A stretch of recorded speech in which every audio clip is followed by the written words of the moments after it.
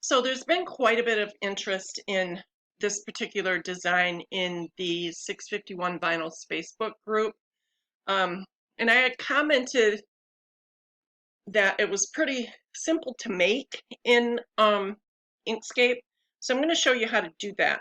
A lady had posted the actual font that when you type like the letter P, it types all of those P's out, all 7 of them. But if you didn't purchase it, it is no longer free, although I think it's only like $1.30, so it's not that bad. And I'll go ahead and type in where you can get it.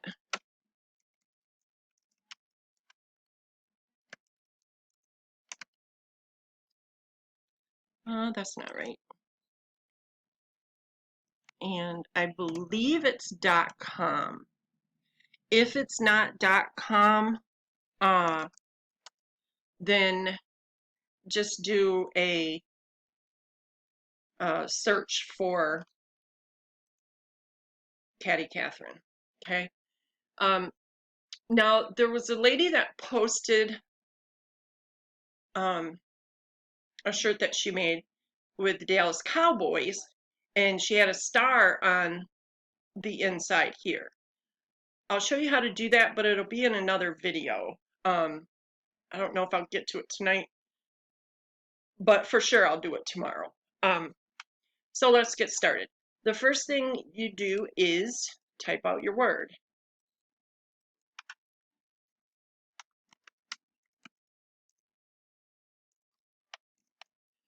And I'm going to use a thick font, and it's Alpha Slab 1 is what I'm going to use. Okay.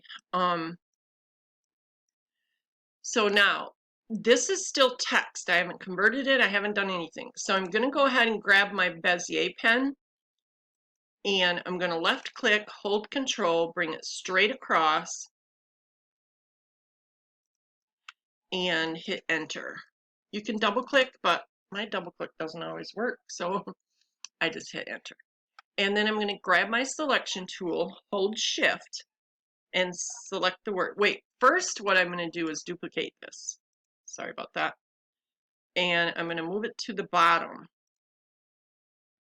And then I'm going to select this top word, and I'm going to select the line, and I'm going to open my align and distribute with these 3 bars here, or object, almost all the way down to the bottom, align and distribute. And it's going to open up this dialog box. Now with these 2 selected, I'm going to go to distribute, the second line, the second one in. Distribute centers vertically. I'm not even going to try to say that other word because I'll get it wrong. Now, what that did, if you click on that, what that does is it puts this line directly in the center of the word. Now, if you don't want it in the center, you can, of course, deselect it, grab the line, and move it wherever you'd like. Okay. So now I'm going to go to Path, Division. And what that does is it cuts the word in half, but it also selects each individual letter.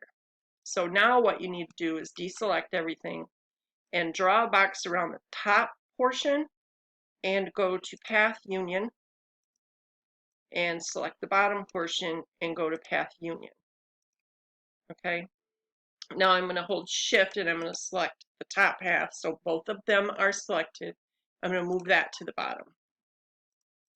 And then I'm going to select this word and I'm going to turn it one color. So now what I have is this, this, and this, okay? Control Z to put everything back and move that to the bottom. Okay, now I'm going to, now the only reason I did that was because I wanted to change the color to red. That's all. You don't have to go through all that. You can leave it all one color if you'd like.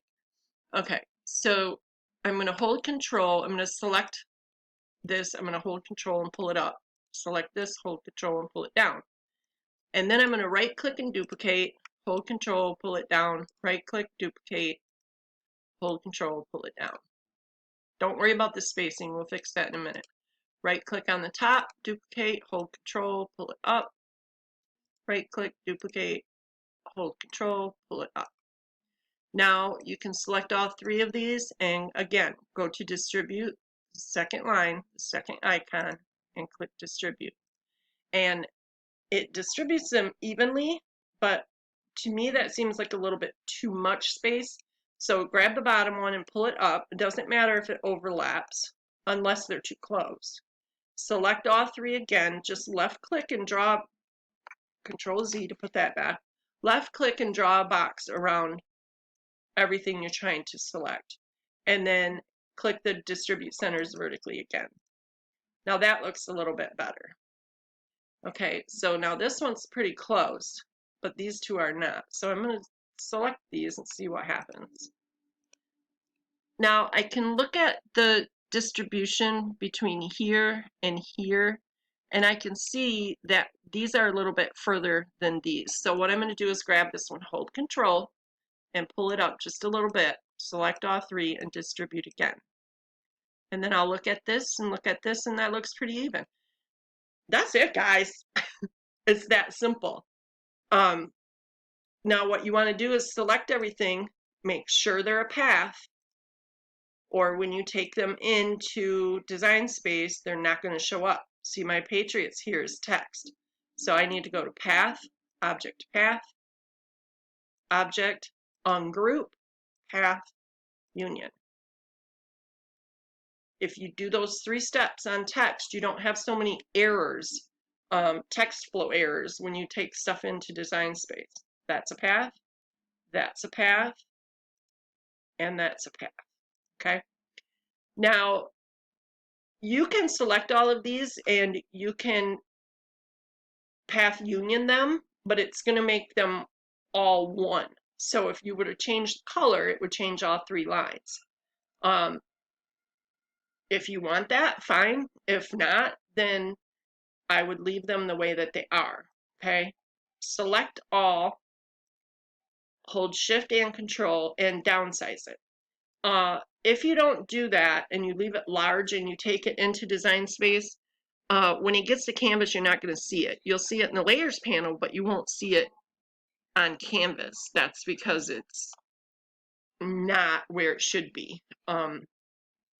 Design Space and Inkscape have a little communication error and recognizing certain functions of each program differently, so it doesn't want to always act right. But there's workarounds, and the workaround for that is to save it very small.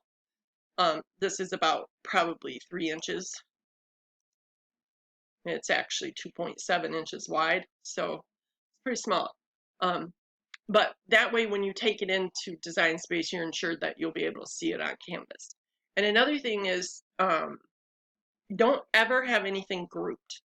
You used to be able to group everything. In fact, Troy and I both say in our old videos before saving, group everything, or we'll have groups as we're working and then more groups and then we group everything together. But if you do that now and you take it into Design Space, it's going to come in all stretched out and all wonky. So just don't do that. So anyways, that's it, guys. File, save as, choose a destination, give it a name, and save it as a plain SVG. Okay, so now there was a lady, I don't know if I mentioned this or not yet, but that had done the cowboys and she had a star on the inside. So I'm going to do another video on how to do that. If I don't get to it tonight, I'll do it tomorrow. But for all the interest and for the people that didn't get to purchase the font, this is how simple it is to do in Inkscape. So thanks for watching, guys.